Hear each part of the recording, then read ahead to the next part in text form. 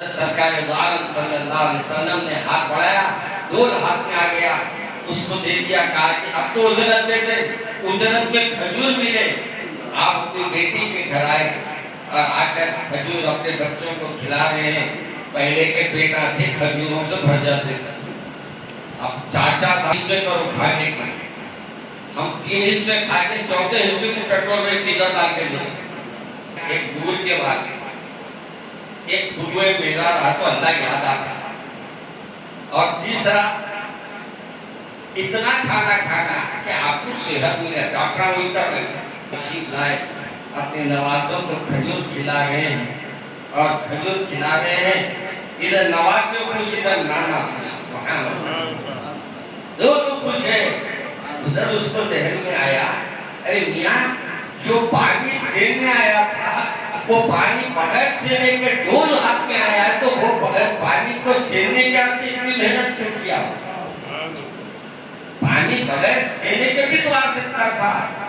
اس کے ذہن میں جب آیا کہ میں سنا ہوں کہ مدینے میں اللہ کے رسول آئے ہیں اور ان کا نام محمد ہے صلی اللہ علیہ وسلم، اور پھر میرے ابا جان کے وہی شعر میں ہمیشہ پڑھتا ہوں، لوگ بولتے حضرت بہت سنے، اگر سنتے جاؤ کہ یہاں میرے رسول کی جس میں تعریف ہے وہ شعر جتنے بھی سنے شعر بنتے رہیں گے۔ یہ شعرانے آج کل جو میڈیا پر ہے، ہمارے کو وہ شعر میں بننا ہے، ہم کو وہ شعر بننا ہے اور وہ شعر سننا ہے تو دل پہ اثر کرتا ہے۔ اب جب یہ احساس ہوا، اب مدینے کی گلیوں میں ڈھونڈنے لگا اور پکارنے لگا، ہے کوئی ایسے شخص کو دیکھنے والا جس کے چہرہ روشن اتنا ہے کہ اس کی چہرے کی روشنی ایسی ہے کہ دیکھنے والے کی آنکھیں چھن آتی۔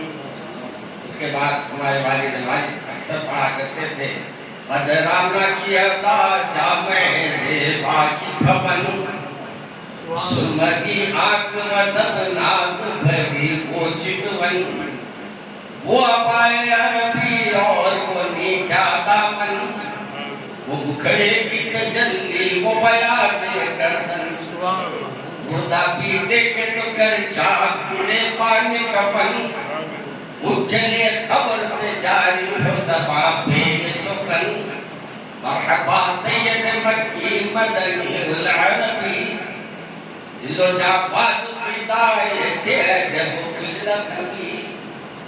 جب یہ احساس ہوا، اس کو اپنے ہاتھ کو کاٹ لیا، ہاتھ کو اپنے ہاتھ سے جدا کر لیا جسم سے، کر کے نکل پڑا اور ہر ایک سے کہہ رہا ہے بھائی وہ چلتے ہیں تو زبان بھی خوشبو ہی خوشبو معطر رہتی ہے، وہ بات کرتے ہیں تو پھول جھڑتے ہیں، وہ ایسے عمل ہے۔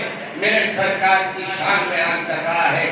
میرے عزیز دوستوں، لوگوں نے کہا میاں تو جس کا ذکر کر رہے ہیں نا کوئی اور نہیں ہے، وہ ہمارے آقا ہے اور وہ اس گھر میں رہتے ہیں۔ کہتے ہیں کہ وہاں جا کر آپ نے دستک دیا، وہ اس نے اپنے ایک ہاتھ کو کاٹ کر دوسرے ہاتھ میں پکڑ لیا اور جا کر اس گھر پہ آواز دی۔ آواز دینے کی دیر سے باقی باہر آئی، دیکھتی کیا ہے کہ غلام ہے، ایک شخص ہے جو اپنے ہاتھ میں کٹے ہوئے ہاتھ میں لے کر کھڑا ہے اور کہہ رہا ہے کہ میں محمد سے پوچھنا چاہ رہا ہوں، میں میرے وہ آقا سے ملنا چاہ رہا ہوں جس سے میں نے بڑی بے ادبی کی ہے، میرے سے بڑا گناہ سرزد ہو گیا، میں اس رسول سے ایک بار ملنا چاہ رہا ہوں۔ سبحان اللہ، آج وہ امتیوں کے آنسوؤں سے آنکھیں نم ہو جاتی ہیں جب میرے رسول کا ذکر آتا ہے، کیونکہ دیکھنے والے کا انجام، دیکھنے والے کا دل میں کیا ہوا ہوگا۔ فرما کے پاس بادی آئی، آ کر کہا یا رسول اللہ، ایک شخص آیا ہے، اپنا ہاتھ میں کٹا ہوا لے کر آیا ہے اور کہہ رہا ہے کہ میں میرے رسول سے ملنا چاہ رہا ہوں، میں محمد بن عبداللہ سے ملنا چاہ رہا ہوں۔ وہ باندی کے کہنے پر سرکار تشریف لائے، دیکھتے کہ آئے تو کوئی عربی ہے جس کے پاس آپ پانی دے کے آ رہے ہیں، جس کے پاس سے اپنے بدواسوں کے لیے کھجور لائے ہیں۔ کہتے ہیں کہ سرکار تشریف لانے کے بعد اس نے کہا کہ میرے سے غلطی ہو گئی ہے، میں نہیں جانتا تھا کہ آج جس کا ذکر ہو رہا ہے مدینے میں ہر گلی میں جس کا ذکر ہے وہ آج میں بعد میں آئے اس سے خفا میں نے وہ ہاتھ کو پٹ کر لیا ہے.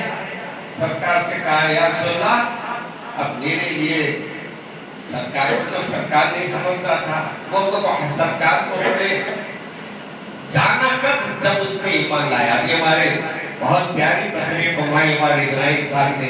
ایمان کی حالت میں ایک وقت کا ایک سیکنڈ بھی دیکھ لینا وہ مقام کسی کو نہیں ملتا. آج لوگا پٹک لو سنا ان کی سلام زخمی ہوگی. ہمارا کیا ہونے والا ہے؟ ہم تو وہی کہیں گے میاں جو ہمارے سرکار کو دیکھنے کی نظریں ہونا چاہیے. میں نے پرسوں اپنے بعد میں تقریر میں کہا کہ جب مرنے والا بھی تڑپ تڑپ کر مرا کہ میرے رسول کا دیدار ہو جائے. دیدار تو نہیں ہوا مگر دیدار کی وجہ سے اللہ اس کی بخشش کا ذریعہ بنا.